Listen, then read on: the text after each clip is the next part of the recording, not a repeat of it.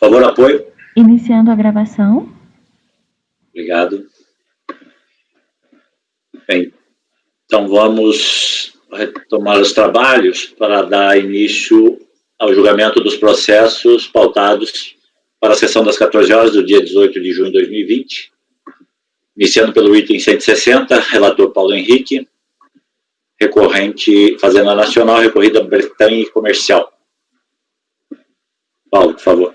Bom, o processo, vou nos poupar tempo, o processo é um recurso de ofício, tá? E o valor do crédito tributário é 1.800.000, portanto, ele está abaixo do limite de alçada, então estou meramente aplicando a súmula CAF 103, que o limite de alçada tem que ser considerado da data do julgamento, e não estou conhecendo o recurso de ofício.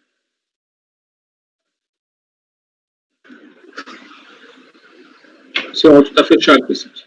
Sim, só veio para a pauta por conta da súmula, né? Então, esse aqui é um dos casos, conselheiro Cleus, que está chegando aí, apesar de todos nós estamos inaugurando a questão da reunião não presencial, que só veio para a pauta em função de, só tinha esse ponto a apreciar, não conhecimento com aplicação de súmula. Então, era superior a 1.700.000, mas podia ser pautado. Vem aqui, uma aplicação de súmula, acho que não há divergência.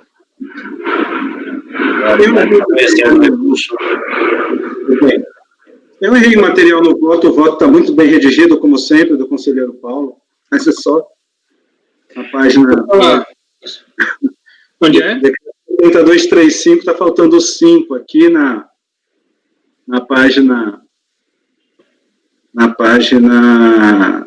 Eita.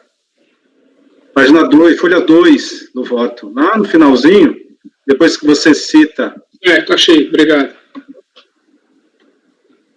É uma bobagem, por favor, mas é que eu vi aqui, mas é redigido. Fica à vontade. Vamos lá, Paulo, para o próximo item. Controle de qualidade. Temos um VAR 2 aí se apresentando, hein, gente? Estou sentindo aí. 161, conselheiro Paulo também é o relator, General Motors, recorrente. General Motors. Trata-se de recurso voluntário, interposto do acórdão da DRJ Campinas, que julgou improcedente a manifestação de conformidade apresentada pela recorrente. O presente processo trata de pedido de restituição, apresentado em formulário, em 26 de fevereiro de 2003, por meio do qual a recorrente acima identificada pleiteou o suposto crédito decorrente de pagamento indevido a título de depósito judicial, Código de Receita 7431, realizado em 19 de dezembro de 2001, no montante de R$ 4.200. Sustenta a recorrente que o recolhimento foi indevido, pois deveria, com base em decisão exarada nos autos do mandado de segurança, número, ter realizado depósito judicial em favor do juízo. Por meio do despacho decisório de folha 44, embasado no parecer de folhas 42 e 43, o direito creditório invocado foi indeferido, uma vez que se considerou que o pedido realizado pelo sujeito passivo não dizia respeito ao depósito judicial realizado em 19 de dezembro de 2001, em obediência à ordem judicial, mas a quitação indevida que teria ocorrido em 6 de janeiro de 99, conforme trecho a seguir replicado. Eu vou ler, aí eu peço a vocês que prestem bem atenção aí, que a situação é meio confusa. Paulo, só um pouquinho. Eu me adiantei aqui ao voto. A situação concreta, acho que é bastante simples. Você não quer ir direto ao voto, não? Direto ao voto? Tá, pode ser. Não sei se vai... Eu vou passar direto ao voto. Se causar alguma confusão, eu retorno. Esse processo ele foi até a Câmara Superior, né, e está voltando. Como relatado, a Câmara Superior de Recursos Fiscais afastou a prejudicial de prescrição do direito de a recorrente pleitear a restituição do crédito invocado, devolveu o processo para que essa turma julgadora realize análise quanto ao mérito do referido crédito. A análise do parecer e despacho decisório de folhas 42 e 44 revela que ali foi quantificado o direito creditório que... é verdade, desculpa, presidente, é que eu pensei que esse era outro processo. que ali foi quantificado o direito creditório a que faria juiz a recorrente, o qual, porém, estaria atingido pela prescrição. Então, no despacho decisório, houve análise de mérito. Em sentido diverso, contudo, o acórdão de folhas é expresso no sentido de que não realizou o exame acerca da quantia a que teria direito a recorrente, caso não ocorrida a prescrição, ali denominada decadência. Então, trago a transcrição aí do DRJ. Considerando que a decadência é preliminar de mérito, a impedir o reconhecimento do débito tributário e a restituição requerida, não cabe apreciação da determinação do valor a ser restituído. Deste modo, fica obstada qualquer análise quanto ao mérito por parte dessa turma julgadora, neste instante, uma vez que tal conduta representaria indevida supressão de instância, com violação do devido processo legal e ao direito de defesa da recorrente. O posicionamento se alinha ao emitido no parecer normativo COSIT RFB número 2 de 2016, na medida em que a autoridade fiscal da unidade local já realizou a análise do crédito e sobre tal análise a contribuinte já se manifestou. Cabe, portanto, a continuidade do julgamento. E aí eu trago o texto do parecer normativo. E suposto, voto por dar provimento parcial ao recurso voluntário para, reconhecida a inexistência da prescrição, conforme posição da Câmara Superior de Recursos Fiscais, determinar o retorno dos autos à Delegacia da Receita Federal do Brasil de julgamento em Campinas para julgamento acerca do mérito do pedido de restituição de folha 2. Tá? Então, a DRF havia feito análise, a DRJ não fez análise de mérito. Como o processo foi até a Câmara Superior nos devolveu para analisar o mérito. Só que a gente não pode fazer essa análise nesse instante antes da manifestação da DRJ.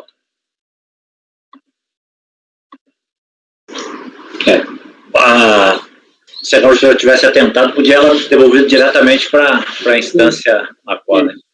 Então, aqui é apenas devolvendo a matéria para a RJ. Está descendo o degrau, né? Subiu. Isso. Invadiu dois passos. Todos de acordo? Então, por unanimidade de votos, votos por determinar o retorno do processo, dar provimento parcial para determinar o retorno do processo, a DRJ, para apreciação das razões de mérito do pedido. Ok?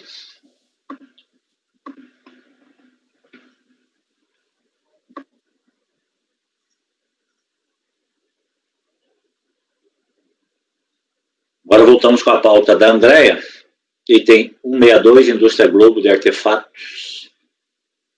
Gustavo, quer fazer a gentileza? Eu leio. Por favor. Atos de recurso voluntário interposto contra acórdão de número tal da 15ª turma da DRJ, de 3 de julho de 2016, e manteve a exclusão do Simples Nacional efetivada por ato declaratório executivo com efeitos a partir de 1/1/2013, em virtude da contribuinte possuir débitos com a Fazenda Pública Federal com exigibilidade não suspensa. Em sua impugnação, a contribuinte alegou que teria parcelado todos os débitos que motivaram a exclusão do Simples Nacional. Os autos foram baixados em diligência pela DRJ Ribeirão Preto, para que a unidade de origem confirmasse o parcelamento. Em atendimento à solicitação, verificou-se a existência de débitos em cobrança na PGFN, que não foram parcelados e que, portanto, permaneciam exigíveis. Na ausência de comprovação da regularização dos débitos em tempo hábil, foi mantida a exclusão da empresa do Simples Nacional, segue a transcrição da ementa deste acordo. Identificada esta decisão em 23/8/2016, o sujeito passivo apresentou recurso voluntário em 23/9/2016, com as suas razões de defesa. Em suma, a contribuinte apresenta os seguintes esclarecimentos, que teria sido notificada pela exclusão do Simples Nacional em 2014, ocasião em que apresentou a impugnação com a comprovação de que teria parcelado os débitos ora discutidos que teriam causado a sua exclusão acatada pela Receita Federal. B, que foi notificada novamente em setembro de 2015, pelo mesmo motivo do ano anterior, quando apresentou nova impugnação, que não foi acatada pela DRJ, de modo que foi excluído do Simples Nacional com efeitos a partir de 1/1/2016. Os débitos motivadores da exclusão do Simples Nacional teriam sido objeto de pedido de parcelamento e que, na ocasião, teria sido feito o requerimento para que estes débitos tivessem sua exigibilidade suspensa até que fosse feita a consolidação dos valores. E aí ela transcreve uma parte aí desta questão. Ao final, pede-se assim que seja acatado o referido recurso para que sejam sanadas as irregularidades que causaram a exclusão do regime constitucional, tornando sem efeito a referida exclusão para que a empresa seja reincorporada ao regime e possa gozar dos benefícios da Lei Complementar 123, com efeitos a partir de 1/1/2016. Esse é o relatório. Presidente, o caso é simples, né? Acho que não precisa ler tudo, não. Já vi. Ela está decidindo pela intempestividade, né? Isso. Precisa checagem do VAR. Deixa eu ler essa parte final. Acho que Trabalha especificamente dos prazos, das datas. Até a DRF já declarou lá em despacho, a André colocou lá. Acho que eu comentei com o Flávio isso. Aqui, ó, no presente caso, na última página aqui, olha, no presente caso, penúltima, o sujeito passivo foi cientificado em 23 de agosto de 2016, via postal, do teor do acórdão da DRJ, tendo apresentado o recurso voluntário em 23 de setembro de 2016. De acordo com o prazo previsto no artigo 56 do Decreto 7.574 de 2011, a regra de contagem disposta no artigo 5º do PAF, a contagem do prazo de impugnação iniciou-se em 24 de agosto de 2016, primeiro dia útil após a data da ciência do despacho decisório, de modo que o último dia para a apresentação da manifestação de conformidade foi 22 de setembro de 2016, quinta-feira, dia de expediente normal.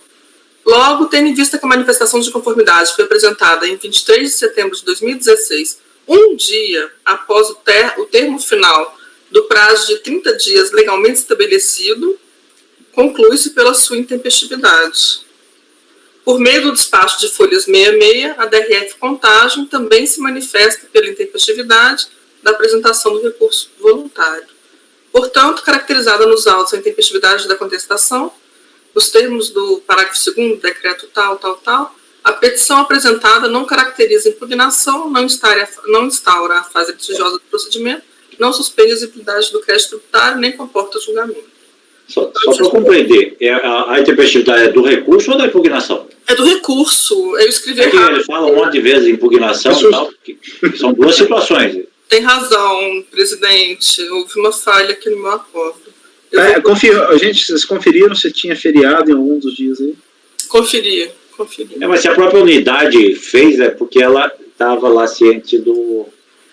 Eu não costumo confiar nesses despachos, né? A gente que tem que conferir, mas quando eu cito da unidade é porque, além da conferência, eu dei uma olhada aqui também já tinha trocado até uma ideia com o André, mas além disso tem a DRF falando que é intempestivo para mim.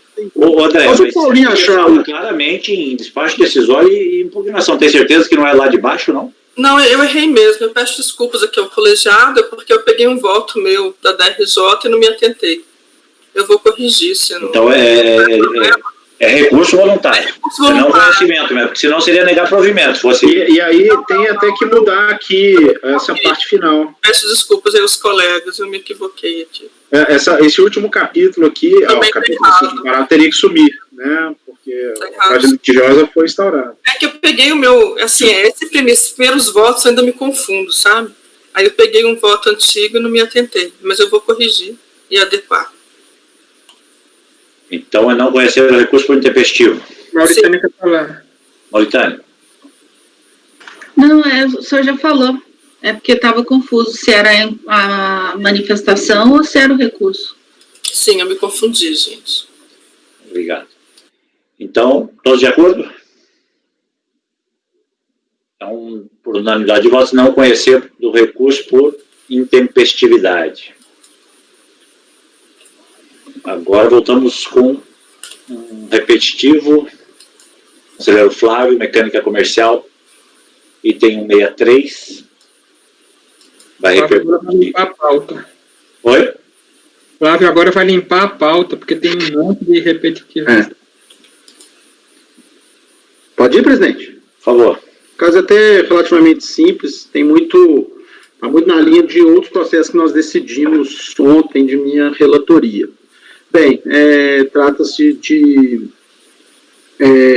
pedido de compensação, o DARF, né, não foi discriminado pela DECOMP, foi localizado um ou mais pagamentos abaixo selecionados, mas integralmente utilizados para a quitação do débito, não restando crédito passivo para compensação.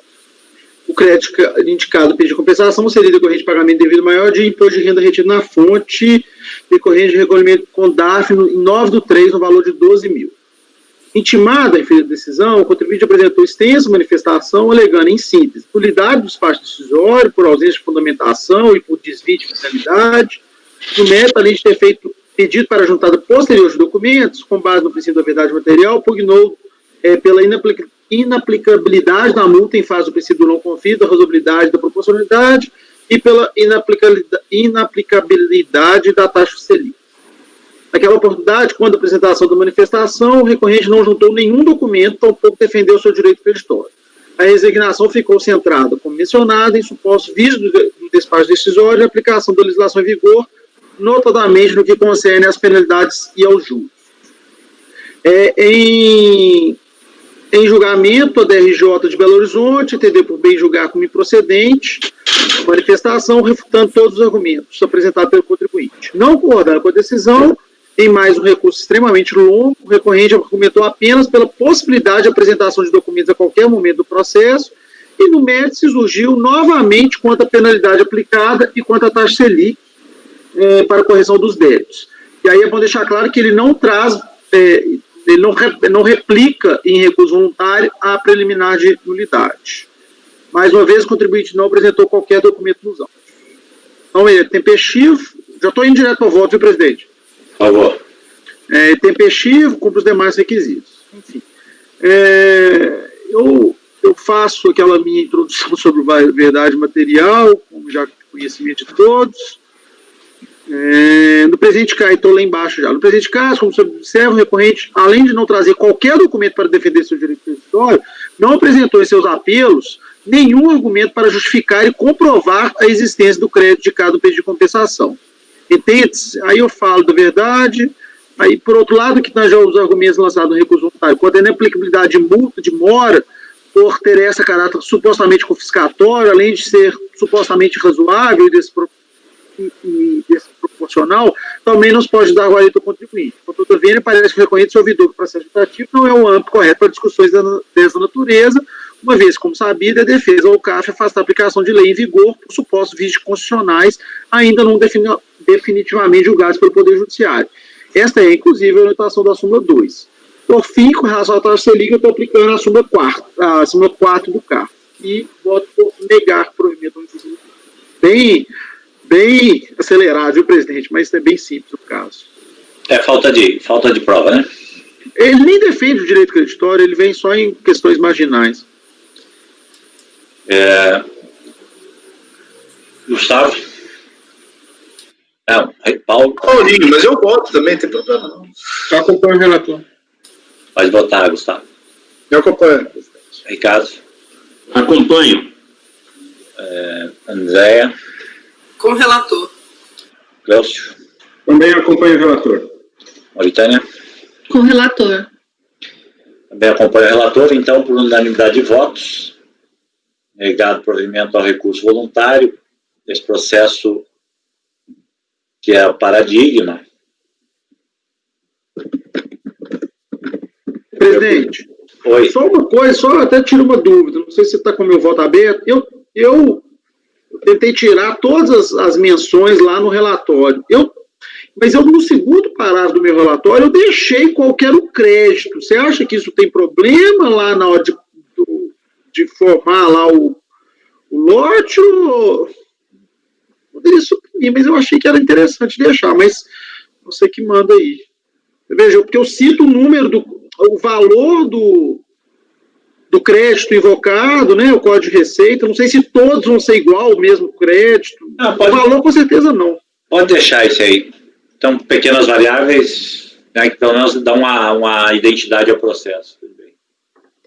Beleza, vou deixar. Então, esse processo de número 63 repercute do número 164 até o 193. 193. Né? São os repetitivos. Negando provimento. Paulo Henrique, relator do processo 194, Mondelez.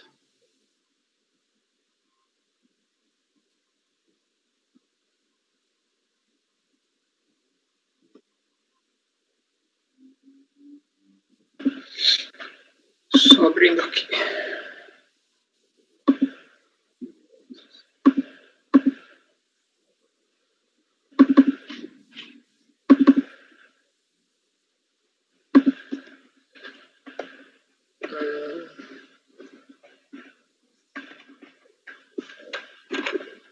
Trata-se de recurso voluntário em relação a acórdão, julgou improcedente a impugnação apresentada pela recorrente. O presente processo decorre de auto-infração, lavrado em 29 de nove de 2010, para exigência da CSLL, o valor de 1.900.000, decorrente da constatação de divergência entre o valor escriturado pela recorrente e o valor por ela declarado e pago, em relação ao ano calendário 2006.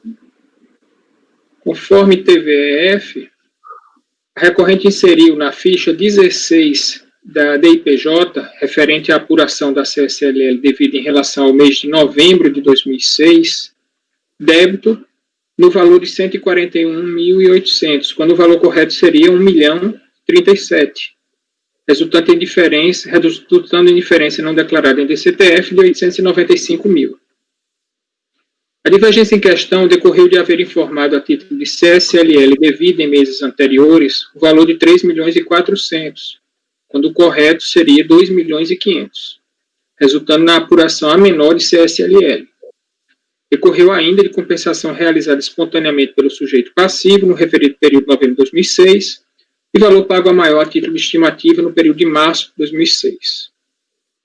O TVEF aponta ainda que das 9 DCTF apresentadas pelo sujeito passivo em relação a março de 2006, o valor devido a título de CSLL não correspondeu ao recolhido apenas na última retificadora, apresentada a 9 de 2 de 2009. Ricardo, quer falar? Pode falar. Está fechado seu som. Uma coisa que me chamou a atenção, o auto de infração de 1.900.000, a gente está podendo, não ultrapassou o limite? Você relata logo no começo.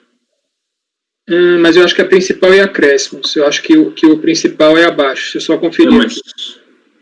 É que o valor, ele está bem menor. Quando pega ali aquele valor lá indicado no e-processo, ele só conta o principal. Ele não conta nem 895.000. E nem juros. Mas aí eu fiquei com uma dúvida, é só o principal? Eu também achava que era o total. Principal e multas isoladas, né? Hein? É só o valor principal. E mais multas isoladas se tiver. Isso, deixa eu só confirmar aqui. É só o principal. O seu relatório tá, Paulinho, 895.000. A diferença de 1.037 para 141. Na primeira folha já dá para ver que tem um demonstrativo consolidado. Peraí. O limite daquela portaria, então, é só o principal e multas isoladas, é isso. E aquele valor que a gente tem pego no e-processo, eu acho que é esse valor. No e-processo, o valor original, ele é o valor do principal, só. Aquele campo lá que nós estamos conferindo, para indicar, é só o principal e mais, no caso, a multa isolada quando tem. Eu confirmei. A multa de ofício mesmo não é somada. Eu, particularmente, eu não estou olhando aqui de jeito nenhum. Eu estou abrindo processo a processo e vendo cada um dos autos de infração para poder indicar. Gente. Não, eu vou dar uma... Talvez eu esteja pegando o campo errado lá no e-processo. Mas tem um campo lá, o valor originário. Só para eu entender, não é aquele valor que aparece no processo, no e-processo, né, no eletrônico? Não é. Ele tem um campo específico, depois posso te... Ainda vai receber no treinamento, é isso? A gente pode até dar uma olhada aqui nesse, Paulo, deixa eu pode continuar, eu vou localizar e podemos pesquisar aqui o... Eu vou compartilhar aqui a tela para mostrar. Acho que você está gravando, deixa que eu compartilho. Tá, ok.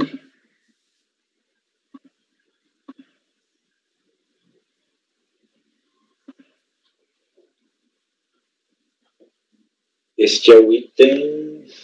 É o 2010-64 final, né? Isso.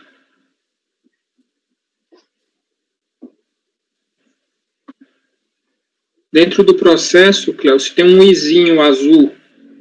Tem um izinho azul para processo e um izinho azul para documento. Se você apertar no processo, ele vai abrir um quadro aí, que é o que o Matosinho vai compartilhar. Isso.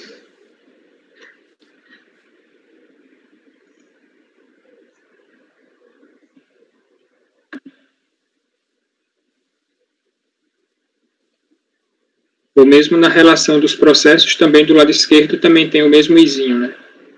Traz todas as informações do processo. Então vamos lá, deixa eu compartilhar aqui a tela. Não, compartilhar a tela é aqui, né?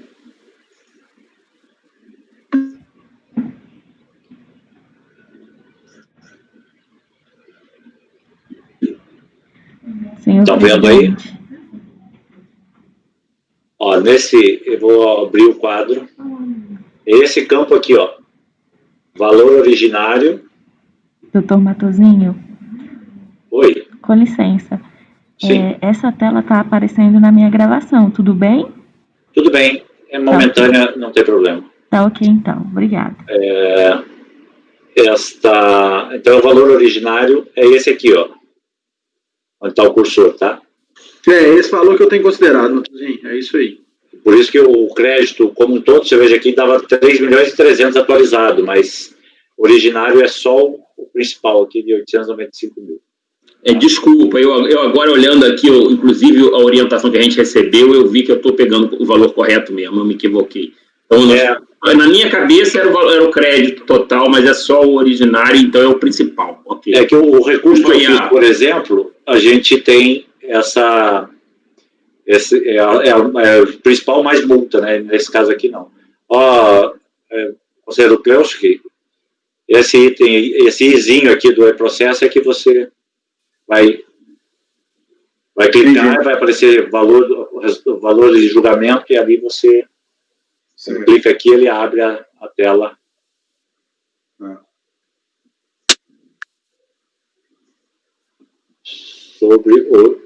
Sobre os valores. E aí, mas apenas uma apresentação básica aí. Tá. Obrigado. Então vamos lá, Paulo, pode seguir. Deixa eu descompartilhar aqui minha...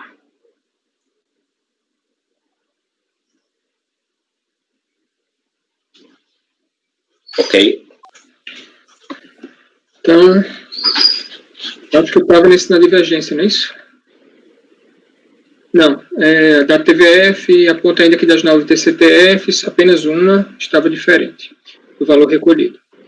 A corrente apresentou impugnação em que sustenta preliminarmente a nulidade da autuação por deficiência no enquadramento legal do fato gerador da autuação ou violação ao artigo 10 do Decreto 70.235, bem como pela inexistência de prova material contra si. Lançamento, ao contrário do fixado no corpo do auto de infração, decorre de compensação realizada pela contribuinte entre um pagamento indevido ou a maior, efetivado relativamente à estimativa de RPJ de março de 2006 com seu débito de novembro de 2006. E realizou em março de 2006 recolhimento a título de estimativa de RPJ no montante de 3.400.000, quando o valor efetivamente devido era 2.500.000, passando a deter um crédito de 895 mil. Compensou o referido crédito com valor devido a título de estimativa em novembro de 2006 por meio do abatimento diretamente em sua declaração, tendo em vista a vedação da legislação para a utilização de DECOMP. Ser devida à fiscalização, proceder à compensação de ofício dos créditos tributários detidos pelos contribuintes. A questão de primeira instância registrou que o fisco descreveu e caracterizou plenamente a irregularidade praticada pelo sujeito passivo, a qual trata de falta de observância da legislação e normatização e não simplesmente descumprimento das normas procedimentais. Contou que a existência do indébito pela recorrente não autoriza a realizar a compensação em discordância com a legislação que rege a matéria, nem isto é autorizado pelo informalismo e discricionariedade aventados pela recorrente, já que a atividade do servidor público é plenamente vinculada. Rejeitou, por fim, o requerimento de diligência perícia, posto que não as considerou necessárias para o deslinde do litígio. Após a ciência, foi apresentado recurso voluntário, no qual a recorrente alega a nulidade da decisão recorrida por não haver analisado suas arguições de nulidade do lançamento, bem como por se valer de premissa fática diversa de infração e dos demais fundamentos do voto. Ademais, repete as alegações trazidas na impugnação. Então, recurso é tempestivo, preenche os requisitos de admissibilidade. Eu vou analisar, aqui vai ter uma questão que eu vou analisar as nulidades que o contribuinte suscitou, mas no final eu vou afastá-las, mas vou acatar uma nulidade por mim suscitada. Preliminar de nulidade do acórdão recorrido. Preliminarmente, a recorrente argue que os julgadores da Cor não analisaram seus argumentos relacionados com a nulidade da auto-infração. Caso verdadeira, a alegação, de fato, a decisão recorrida estaria maculada por prejuízo ao direito de defesa da recorrente, conforme o artigo 59.2 do Decreto 7235. A assertiva, contudo, não é procedente. Apesar de não dedicar tópico específico ao exame da matéria, a decisão recorrida refutou as alegações da recorrente conforme trecho a seguir. Tá? Então, eu transcrevo aí, de fato, a delegacia analisou essa alegação. A recorrente sustenta ainda que a decisão seria nula por adotar premissa fática diversa das suas postulações e contrária aos demais fundamentos do voto e do auto de infração, ao considerar que se pretendia utilizar a impugnação ao lançamento para efetuar a compensação.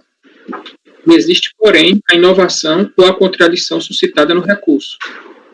A leitura do acórdão revela que, no contexto da discussão acerca da validade ou não do procedimento de compensação espontânea realizado pelo sujeito passivo, no suposto dever de administração identificar e compensar de ofício créditos dos contribuintes, os julgadores simplesmente afirmaram que o Instituto da Compensação possui regras específicas e a impugnação não pode ser utilizada para tal propósito. E aí eu transcrevo também a manifestação da DRJ. Não consigo enxergar qualquer vício que acarrete a nulidade da decisão à luz das hipóteses acima explicitadas. Rejeito, portanto, a preliminar em questão. Preliminar de nulidade da auto-infração. A recorrente argue desde a impugnação, a nulidade da auto-infração. Considera que há deficiência incontornável no enquadramento da legislação tributária ao fato analisado. Segundo ela, a situação fática seria bem mais complexa do que a divergência entre valores escriturados e declarados /pagos apontados na autuação. Assim afirma. Verifica-se, portanto, que não se trata de mera divergência entre declarações, pelo contrário, trata-se especificamente de discussão procedimental que, conforme área de conhecimento da fiscalização, envolve necessariamente a compensação efetuada pelo contribuinte. Haveria, então, no seu entender, violação dos requisitos indispensáveis de auto-infração previsto no artigo 10 do Decreto 7235/72. Bem analisado na decisão recorrida, em trecho já transcrito, inexiste o vício apontado pela recorrente. Apesar de uma infração de folhas apontar como infração a diferença apurada entre o valor escriturado e o declarado /pago, o tempo de verificação e encerramento de fiscalização de folhas, parte integrante do referido auto, aponta que a diferença apurada decorre de compensação espontânea realizada pela recorrente em novembro de 2006, com suposto recolhimento a maior realizado em março de 2006. O acerto ou não do enquadramento é matéria a ser considerada na análise do mérito da autuação. Também não haveria essa nulidade. A infração praticada pela recorrente. Em síntese, a cotização contida no TVF é de que a autuada informou na ficha 16 da DIPJ referente à apuração da CSLL devida a título de estimativa em relação ao mês de novembro de 2006, débito no valor de R$ 141.800, quando o valor correto seria de R$ 1.037.000, resultando em diferença não declarada em DCTF de R$ 895.000. As cópias da DIPJ e da DCTF corroboram a afirmação da autoridade fiscal. A recorrente justifica a declaração a menor da CSLL relativa ao mês de novembro no fato de que ela teria realizado a dedução do valor recolhido a maior no mês de março de 2006. Ao fato foi por ela explicitado em resposta apresentada no procedimento fiscal que antecedeu o lançamento. Aí o demonstrativo que ela faz, aproveitando em novembro, então, esse pagamento a maior de março. Fundamenta o seu procedimento ainda no fato de que haveria restrição à compensação dos valores decorrentes de pagamento de estimativa anteriormente à conclusão do período de apuração de RPJ e CSLL. Assim, para realizar a compensação, não se utilizou o sistema Perdecomp, em razão da restrição do referido sistema, na medida em que não permitia diferenciar a compensação de pagamento indevido ou a maior de estimativa e a compensação da própria estimativa pura e simples, razão pela qual o direito da contribuinte foi nitidamente obstado, sendo que o único meio de utilização do seu crédito foi a compensação via DCTF e DIPJ. Como bem apontado pela decisão recorrida, a conduta da recorrente não encontra amparo legal, posto que, a partir da edição da Lei 10.637/2002, todas as compensações relativas a créditos tributários federais deverão ser realizadas por meio da apresentação de declaração de compensação, conforme a nova redação conferida ao artigo 74 da Lei 9.430. Não é relevante ao caso a discussão acerca da restrição à época existente, da obrigatoriedade de que pagamentos indevidos ou a maior que o devido a título de estimativa mensal de RPJ e CSLL fossem utilizados exclusivamente na dedução do IRPJ ou do CSLL devido ao final do período de apuração, em que houve o pagamento indevido ou para compor o saldo negativo de IRPJ e CSLL do período, conforme artigo 10 da IN-SRF 600. Isto porque, apesar de a referida restrição haver sido expurgada da legislação e da jurisprudência administrativa, e da jurisprudência administrativa haver se consolidado no sentido da possibilidade da compensação do indébito antes do encerramento do período de apuração, conforme a súmula CAF 84, tal fato apenas reconhece o direito à compensação por meio das regras positivadas, ou seja, por meio de decomp.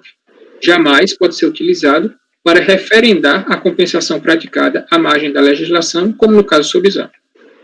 Deste modo, fica patente que a recorrente, de fato, incorreu em infração ao não declarar ou recolher integralmente o valor devido a título de estimativa de CSLL no período de novembro de 2006, conforme previsão dos artigos 29 e 30 da Lei 9.430.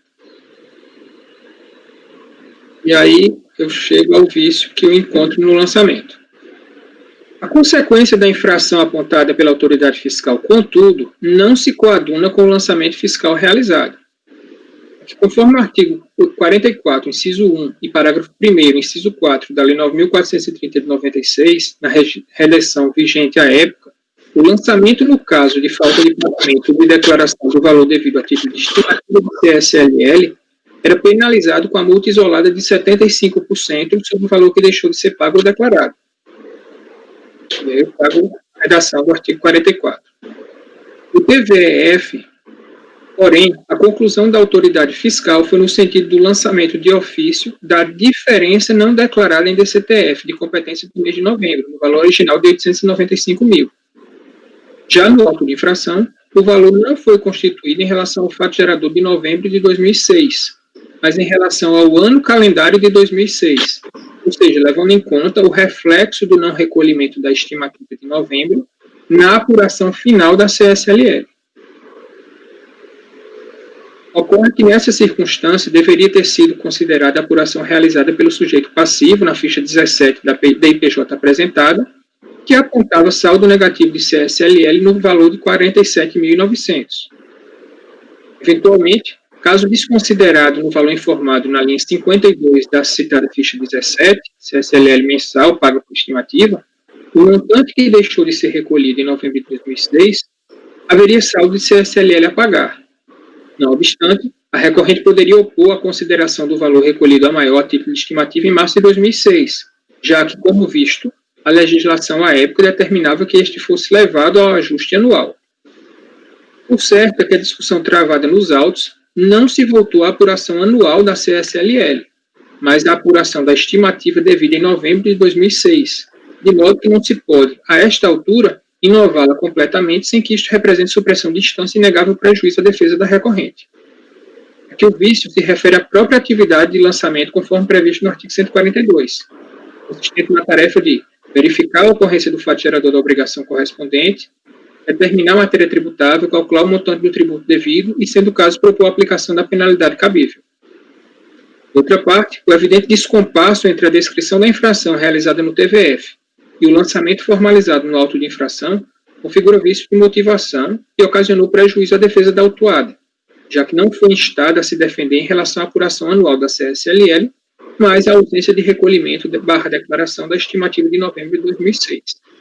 A situação, portanto, impõe o cancelamento do lançamento, como já reconhecido por essa turma julgadora. E eu trago um precedente dessa turma em relação ao vício de motivação.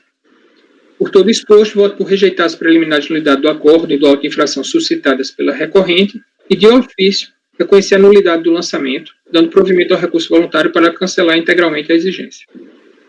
Então, houve aí uma confusão total do lançamento, né? Primeiro, ele considerou a redução devida do valor da estimativa, e aí ele deveria, como já era posterior ao ano calendário, ele deveria ter lançado só a multa. E segundo, no auto de infração, na verdade, ele levou esse não recolhimento da estimativa de novembro para a apuração anual, né? Então, eu entendo que há nulidade aí do lançamento. Ô Paulo, na declaração, no ajuste, ele leva esse valor Porque se ele não fez essa compensação diretamente, nem confessou, quanto que ele informa de estimativa de novembro? Só olhando aqui, só um instante. Porque me parece aqui, talvez aí seja até um erro procedimental, mas é simples falta de objeto, né? Porque o valor, ele pagou. Seja em março, seja em novembro, ele pagou. Esse valor estava pago. Não só nulidade, como não tem objeto para lançamento de saldo anual, né? Sim, saldo anual não. Tanto, mas a acusação dele no TVF não é de saldo anual, né? Na verdade, é da diferença lá na prática, o lançamento de saldo anual também seria inviável, independente da... Sim, e se fosse um lançamento anual, ele teria que considerar a apuração que o contribuinte fez, que ele tinha um saldo negativo lá. E ele considerou esse valor no saldo anual. Lá ele levou como estimativa. É CSLL, né? Desculpa, eu não lembro aqui. Ele jogou fora um lançamento aí de multa isolada, né? Ele podia ter lançado multa isolada. Lá ele levou na compensação 4.500.000 de estimativa, né? Que...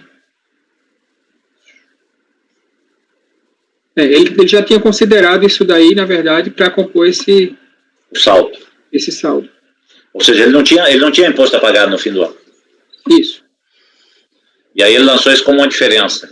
Ele lançou como diferença lá de novembro, né? Quer dizer, no TVF ele de novembro, mas no final do ano ele deduziu isso da apuração anual. Ele lançou como estimativa, né? Ele lançou estimativa não paga, em novembro. No TVF ele fala disso, né? No auto de infração, o período de apuração que ele lança é dezembro. É confusão total. Bem, então o relator está propondo a nulidade aqui, ele não sustentaria por nenhum aspecto esse auto de infração, me parece. Você lembra, Gustavo? Aqui você tem a improcedência do lançamento ante o erro na determinação da matéria tributária, e você tem a nulidade pela incongruência entre os motivos de fato e de direito invocados pelo fisco. Eu estou de acordo com o relator. Ricardo? Acompanho o relator. Flávio? Acompanho o relator, presidente. André? Acompanho o relator. Celso? Também vou acompanhar o relator, presidente. Mauritânia? Com o relator.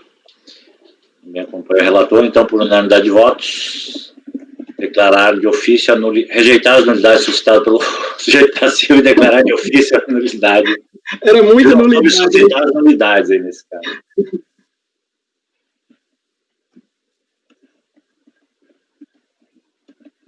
Paulo, pode ir preparando o seguinte aí, eu vou fazer a anotação. O próximo, MR.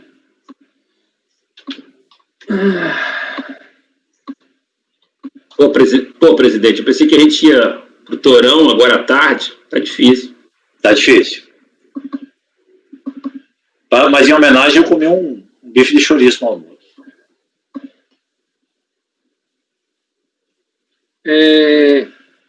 Trata-se de recurso voluntário em relação à decisão da DRJ Fortaleza, que julgou improcedente a impugnação apresentada pelo sujeito passivo. O presente processo se originou de autos de infração de RPJ, CSLL, PIS e COFINS, referente aos períodos de apuração contidos nos anos calendários de 2000, 2001 e 2002. A lavratura dos referidos autos de infração decorreu da constatação de que a recorrente optante do Simples foi excluída do referido regime a partir do ano calendário 2000, conforme ato declaratório executivo, por haver excedido o limite de receita bruta de R$ 1.200.000. O lançamento foi realizado com base na sistemática do lucro arbitrado, a partir dos valores das receitas de venda constantes dos livros fiscais, uma vez que esta não possuía escrituração contábil e declarou não possuir condições de prepará-los, conforme folha 71. Cientificado o lançamento, a recorrente apresentou a impugnação de folhas, na qual sustentou que jamais deixou de ser optante pelo Simples, jamais ultrapassou o limite de receita bruta prevista para o referido regime. Não poderia ser excluída do Simples da forma como se deu, em decorrência do princípio da ampla defesa, que não ocorreu omissão de receitas e que não possuía os livros contábeis nem poderia produzi-los, por ser optante pelo Simples. O ato de exclusão e a lavratura dos autos de infração se deram com base em conclusões precipitadas, uma vez que o agente fiscal considerou como a ela pertencente a movimentação financeira constante dos extratos bancários da pessoa física Nascimento Raimundo Silva. Haveria, portanto, vício de nulidade do ato declaratório executivo dos autos de infração de que trata o presente processo, inclusive em decorrência do artigo 112(2) do CTN. Movimentação bancária pode representar indício de capacidade contributiva, mas não a realidade, sendo necessário comprovar que o depósito não declarado realmente equivale a um rendimento omitido, conforme reconhecido pela súmula 182 do TFR, pela Câmara Superior de Recursos Fiscais e pelo Conselho de Contribuintes. Acórdão recorrido se valeu da decisão proferida nos autos do processo administrativo final 13 para rejeitar as alegações contra a exclusão recorrente da recorrente do Simples. Tá? Esse processo aí é o processo que trata da exclusão. Rejeitou ainda a alegação de nulidade do lançamento fiscal, de que trata o presente processo, já que é assegurado o contraditório em ambos processos. Exclusão do Simples e lançamento. Por fim, concluiu que, não tendo sido desconstituída a referida exclusão, e não havendo alegações específicas para os lançamentos reflexos, deveria ser mantida na íntegra a exigência fiscal. Eu trago a ementa da decisão. Após a ciência, foi apresentado recurso voluntário, no qual o recorrente sustenta a nulidade do lançamento, uma vez que a autoridade fiscal teria aplicado norma legal não vigente à época do fato gerador, repete as alegações já trazidas na impugnação, pugna pela devolução do auto à fiscalização para que as falhas sejam sanadas, questiona a imposição de multa de mora e alega a inconstitucionalidade da incidência de juros de mora com base na taxa Selic. As folhas 308 e 315, a primeira turma da primeira Câmara da primeira sessão do CAF resolveu pela juntada do presente processo aquele relativo à exclusão do referente da recorrente do Simples. Os autos foram então apensados ao processo administrativo, sendo que após a decisão definitiva naqueles autos, houve a desapensação e a juntada desse processo a esse processo da íntegra do processo principal. Os autos retornaram para julgamento, sendo distribuídos por sorteio a esse conselheiro. Então, o recurso é tempestivo, e eu só não estou conhecendo algumas matérias que estão sendo trazidas apenas no recurso voluntário, né? Então, estou dizendo aí, como relatado, porém, a recorrente traz na peça recursal alegações relativas a matérias não questionadas por ocasião da impugnação, a saber, a incidência de multa de mora e de juros de mora à taxa Selic. Os termos da legislação de regência, eu vou falar do artigo 14 e do artigo 16, que ela deveria trazer já na impugnação, e falo da preclusão, então, consumativa, para não conhecer acerca dessas matérias. Precisa ler ou...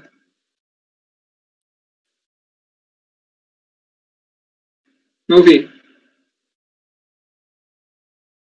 Não é necessário, Paulo. Pode ir. Então, eu estou conhecendo o recurso, à exceção dessas matérias que são inovadoras. Preliminar de nulidade. Como relatado, a recorrente suscita nulidade que cometeria o lançamento tratado nos presentes autos, que deve ser enfrentada à luz do artigo 59.2. Além disso, como a arguição diz respeito aos requisitos intrínsecos ao ato de lançamento, cabe invocar igualmente o artigo 142. Por fim, cabe invocar o artigo 10, decreto 7235, que traz requisitos da infração em que se mesclam critérios materiais a critérios formais do lançamento. Apresentada a referida legislação, passa a análise da matéria arguida. Sustenta a recorrente. Conforme pode-se observar, efetivamente, não ocorreu regularmente um dos pressupostos de admissibilidade do auto de infração, uma vez que o agente do fisco aplicou a norma legal não vigente à época do fato gerador.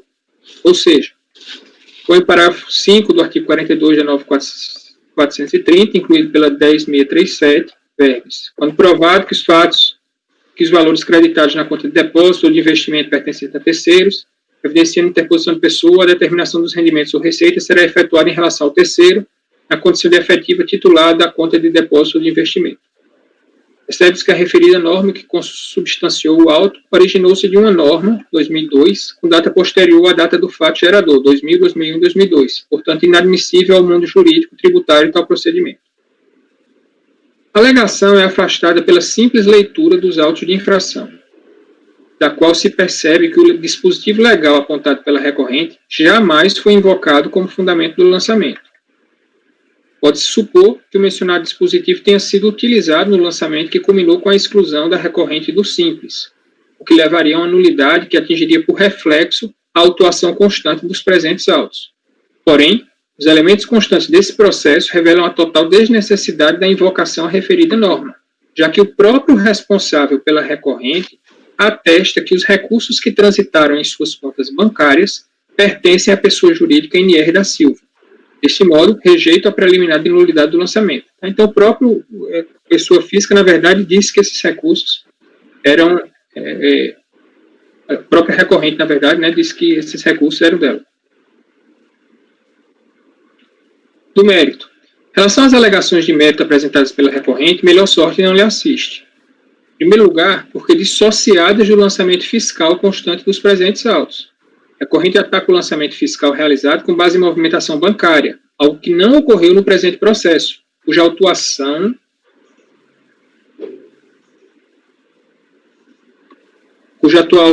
foi como relatado embasada nos valores das receitas escrituradas nos livros fiscais da recorrente. Fala ainda em ausência de fundamentação legal para aplicação de multa, pugnando pela devolução dos autos para fiscalização para a correção de falhas. A alegação sequer é esmiuçada. De que multa trata a recorrente?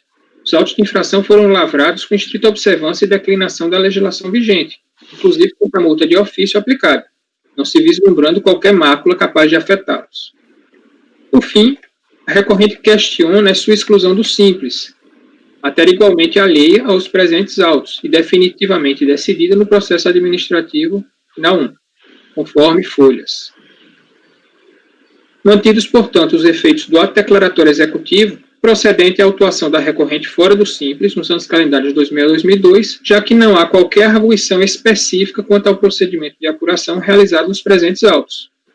Suposto, pode, por conhecer parcialmente o recurso voluntário, quanto à parte conhecida, rejeitar a preliminar de nulidade e, no mérito, negar provimento parcial ao recurso voluntário. Bem, então, Negar provimento parcial? Não entendi também, Paulo. Desculpa. é provimento. Ficou negar provimento. Copiar e colar. Ok, todos compreenderam as matérias, podemos pegar os votos em bloco. Gustavo. Com o relator. Ricardo. Com o relator. Flávio. Com o relator, presidente. André. Com o relator. Cléucio. Acompanho o relator também, presidente. Mauritânia. Também acompanho, presidente. Então, também acompanho por unanimidade de votos, conhecido parcialmente o recurso, e quanto à parte conhecida, rejeitada a preliminar de nulidade e no mérito, negado o provimento. Este item 195. Próximo item 196, relator conselheiro Ricardo Gregório, recurso de ofício da Fazenda Nacional em face de Mecan, Indústria e Locação de Equipamentos.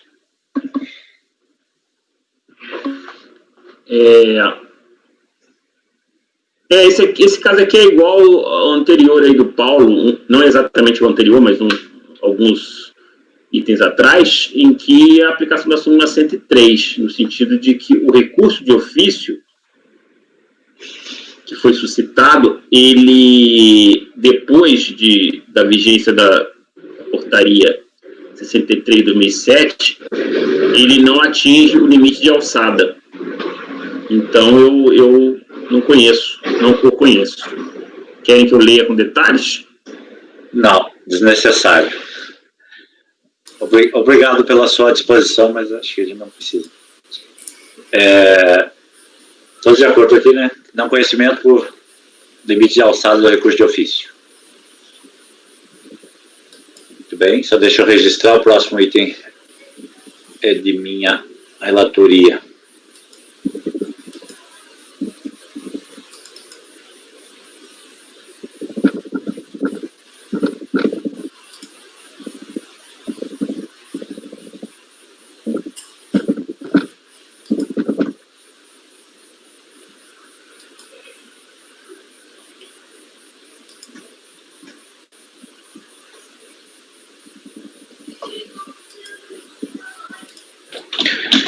Então, item 197, Curac Síntese Indústria e Comércio Limitada. Essa multa.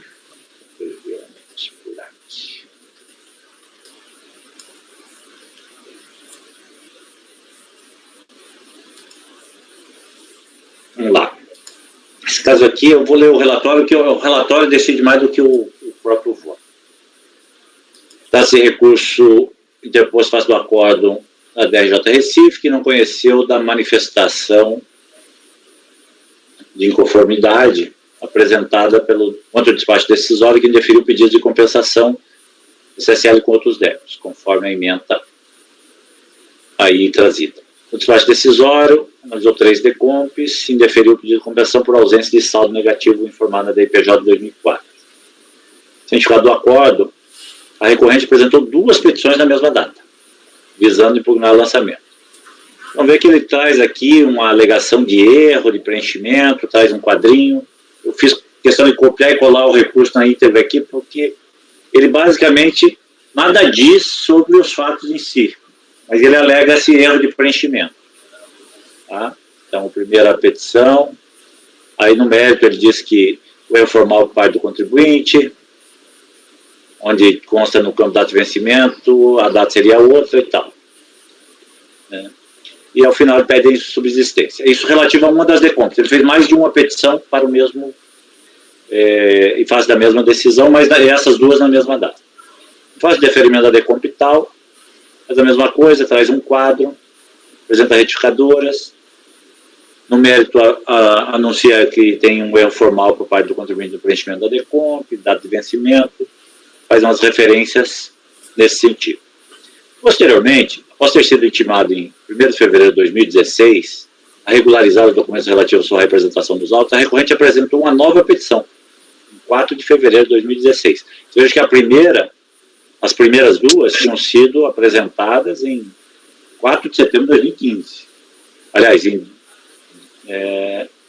2 de outubro de 2015. 4 de setembro ele tinha sido intimado. Aí ele vem apresentar uma outra, na qual aí ele traz um argumento relacionado a outra decomp.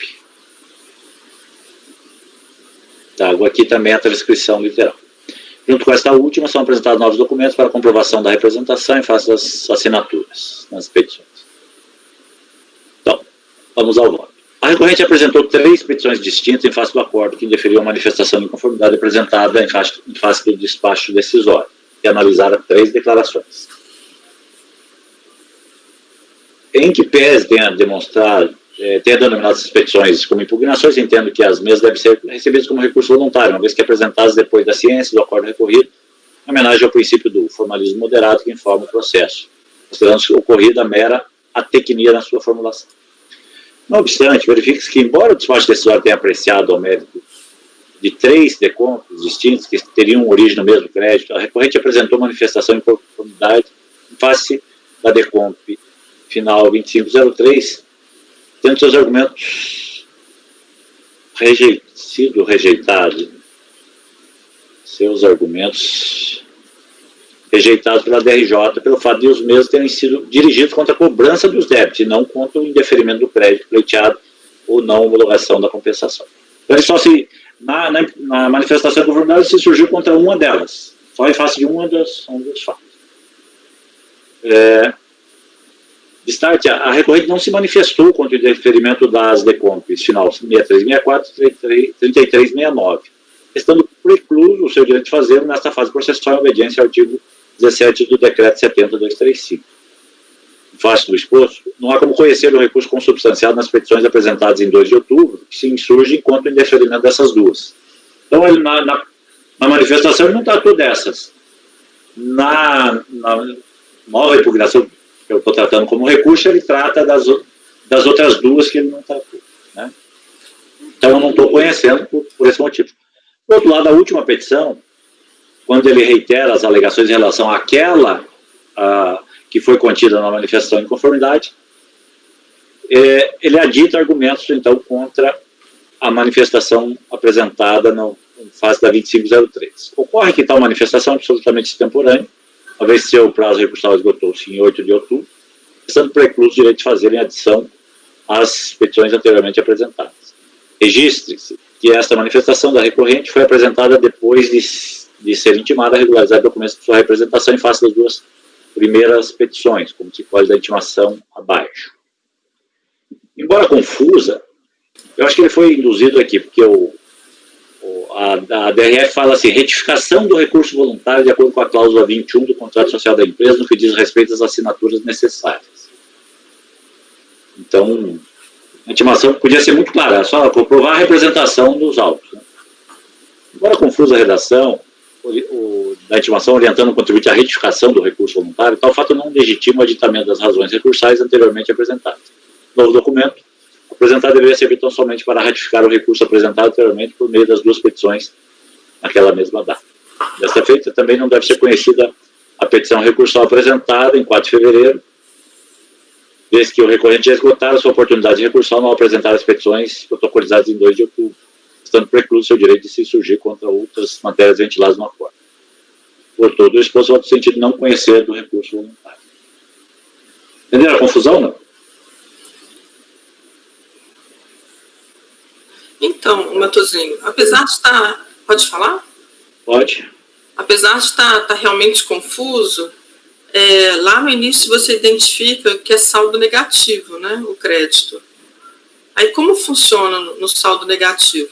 O saldo negativo, normalmente, o primeiro PERDECOMP que é encaminhado, ele tem um demonstrativo de crédito. E os demais, aí podem ser encaminhados, se o contribuinte entender que sim, né, vários PERDECOMPs. Aí todos esses PERDECOMPs, eles tinha que marcar um X lá na declaração, falando que tinha um PERDECOMP anterior. E todos eles se referiam àquele primeiro. Então, na verdade, assim, o que me parece aí que ele fez é porque ele não está questionando o valor do crédito, ele está questionando os débitos, até a situação que a gente já julgou aqui na turma. Então, ele tá impugnando PERDECOMP por PERDECOMP que formam a família. Sim. Então, todos, entendeu? Todos, entendi. É isso mesmo, né? Entendi, mas ele não se insurge nem quanto a essa parte de débito, que acho que ele não se explica, né? E que nem acho que me parece que nem afetaria o resultado. Ele na primeira petição, ele não fala desses dois débitos. Ele fala só da maior.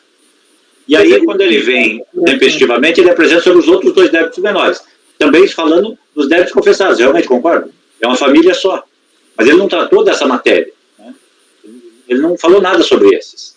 Se ele estivesse discutindo o crédito, tudo bem, era uno. Eu podia discutir num deles, eu podia aproveitar. Aí ele vem e trata dos débitos dos outros dois.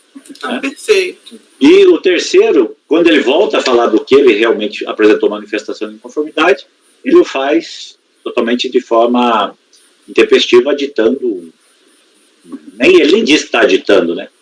A sua impugnação, o seu recurso. É muito ruim, assim, é um negócio quase incompreensível a documentação a alegação que ele traz. Paulo. Oi?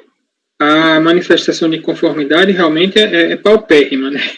Mas ele tem um parágrafo que ele fala, a compensação, o primeiro parágrafo ele fala daquela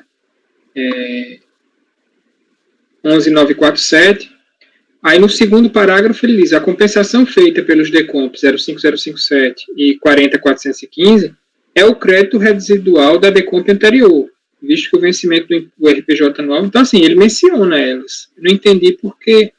Ele menciona, mas ele não combateu o crédito, nem lá, tanto que a DRJ já diz, olha, ele não fala nada contra o crédito. Então, se ele traz matéria nova, nessa altura ele não podia mais falar do crédito. E do débito, ele traz matérias que ele não discutiu o débito primeiramente. Depois ele traz uma aditiva, 6 meses depois, discutindo também, possivelmente, o mesmo débito da maior, né, que é a que ele discutiu. Então, assim, ele não tem... não dá para conhecer pela própria falta de conexão entre o recurso e o que foi discutido na primeira instância. Você diz, a recorrente apresentou manifestação de conformidade apenas em face da DECOMP 11947. Mas não, ele fala das outras duas também. Você está vendo aonde isso? Folha 13. No processo, na impugnação. Na manifestação de conformidade. Mas ele não faz nenhuma referência aos débitos, né? Dessas aí. Ele só fala da questão do valor que ele tinha, que era suficiente para compensar aquela outra. Ele, embora se diga que se insurge, ele não fala nada dessas outras. Pode ver que ele não cita nenhum fato relacionado a essas outras duas. Eu não estou com ela aberta, mas posso abrir. Texto.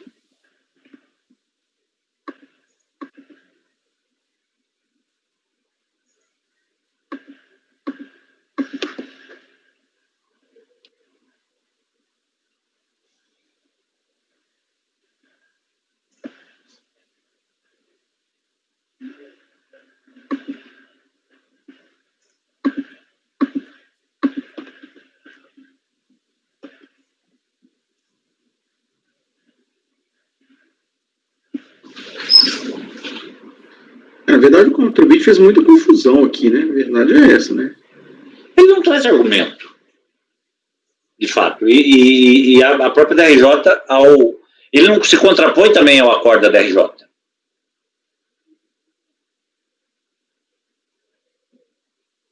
A DRJ pode ver que ela só tratou da PERDECOMP principal. Sim, sim.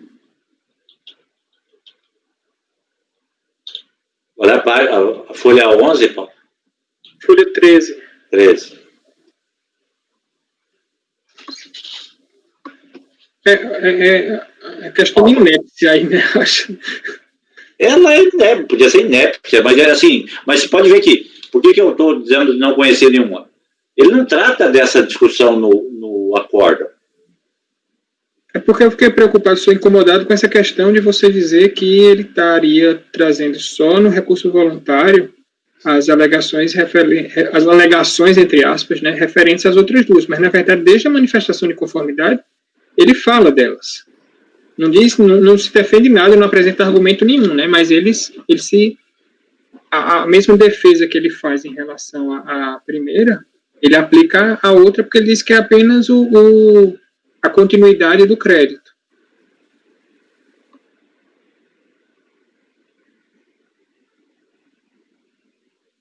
Ele diz que é o crédito residual, mas ele não traz alegação nenhuma, né? Ele explica qual é a origem dela, mas qual é a insurgência que tem aqui?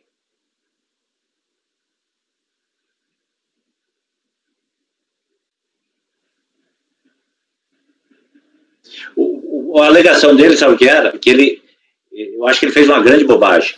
Ele pegou todas as estimativas, depois eu tenho mais processos dessa empresa, tem um que ficou com valor maior. O que ele fez anualmente?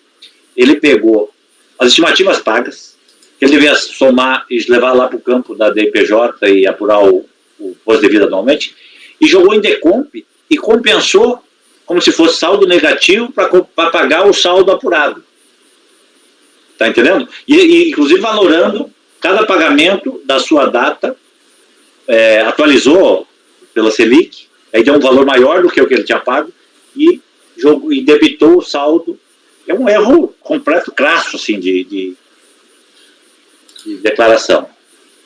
Mas, enfim, voltando aqui, vocês acham que eu deveria não conhecer por outro fundamento ou conhecer e negar provimento? Eu tinha entendido que ele não tinha impugnado, mas estou aberto aí à discussão. Assim, só corroborando o seu entendimento, aqui no despacho decisório, o motivo da não homologação foi aquela questão da IPJ estar zerada.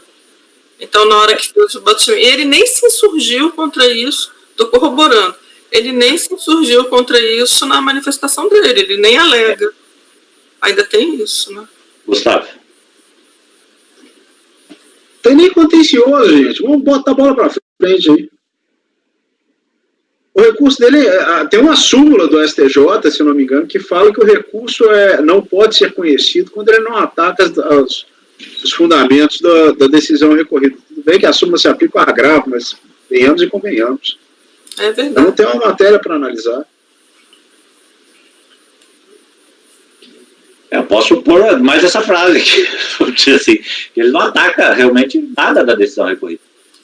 E esse caso diferencia daqueles casos que a gente vê, por exemplo, que a pessoa só simplesmente replica a impugnação. Mas é quando copia e cola a impugnação do recurso voluntário. Mas aí é diferente, porque a impugnação, o acordo analisou os termos da impugnação dele, e ele não concordando com o acordo, ele simplesmente copia. Mas aqui ele não ataca. Eu concordo com o Gustavo, não tem o que analisar. Não, e já do início, ele nem na manifestação dele de conformidade, ele ataca o motivo da não homologação, desde o início. Ele fala exatamente isso que o Matosinho disse, né? Ele diz, olha, na verdade, essas decomps aí são a compensação dos valores que eu paguei por estimativa com o saldo anual que eu tenho de CSLL. E eu fiz a atualização desses pagamentos com base na taxa Selic. É isso basicamente que ele diz. Ele diz em relação à primeira, e diz, olha, as outras duas são a continuação do mesmo crédito. Beleza, do tipo assim, ele explica, mas tá, obrigado. Valeu pela explicação, amigão. Eu só acho que Mas isso foi na manifestação. No recurso ele não traz nem isso. Mas o que me incomoda é só o fato de você achar que ele fez algo diferente da primeira, em relação à primeira decomp para as outras. Não, acho que a manifestação de conformidade ele estava falando das três, só explicando o que ele fez. Né? Mas... se você quiser, Matosinho, conhecer do recurso para negar provimento por falta de declinação de argumentos para refutar, também dá aula. Eu acho que eu poderia até... Resolveria em duas linhas. Essa questão de que ele não se manifestou sobre ele, mas ele não se insurge, não traz argumento nenhum novo contra o que foi decidido.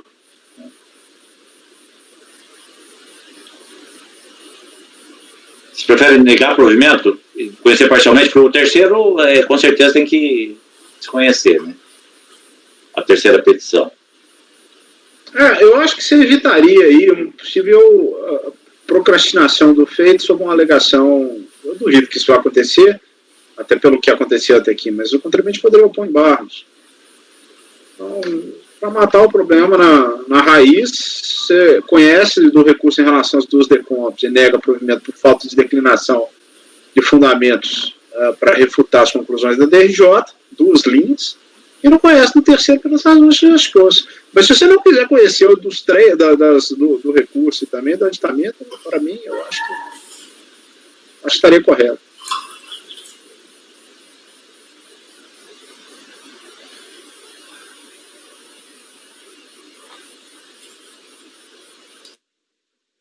Eu acho que eu não conhecia, porque mesmo que se você olhar o que ele chama de mérito nas petições, ali ele fala de via formal, coisa que ele nunca trouxe. Eu concordo com não conhecer, ele não pugnou. Não traz nada, então é um negócio desconectado com o que ele tinha trazido e com a decisão. Ou seja, ele não bate nem com uma nem com outra. Eu posso até ajustar essa questão, Paulo, para não dizer que ele não falou nada sobre isso. Mas os argumentos são absolutamente incompatíveis com a discussão. Sim, eu só acho que assim, as três estão no mesmo barco, as três declarações estão no mesmo barco. Né? O que ele não falou na manifestação de conformidade, ele não falou das três, na verdade. Mas a terceira eu não quero nem pensar nela, porque ele não podia nem apresentar essa terceira. Então... Esse eu digo as três declarações, né? As três manifestações dele. Ah, sim. Então, vocês concordam, então, não conhecer do recurso. Conhecer parcialmente e na parte conhecida não é nem conhecer parcialmente, é não conhecer mesmo do recurso. Ok? Então eu vou fazer esses ajustes e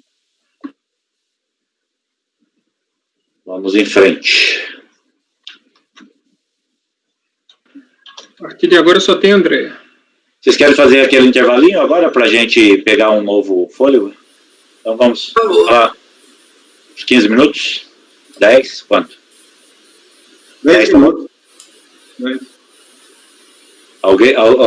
Dois fizeram assim e um falou 15. 10 minutos acho que tá bom. Vamos fazer 10. Eu fazia até 5 minutos dava, gente. É só para ir no banheiro, botar uma água na garrafinha. tomar um cafezinho, 10 minutos, tá bom.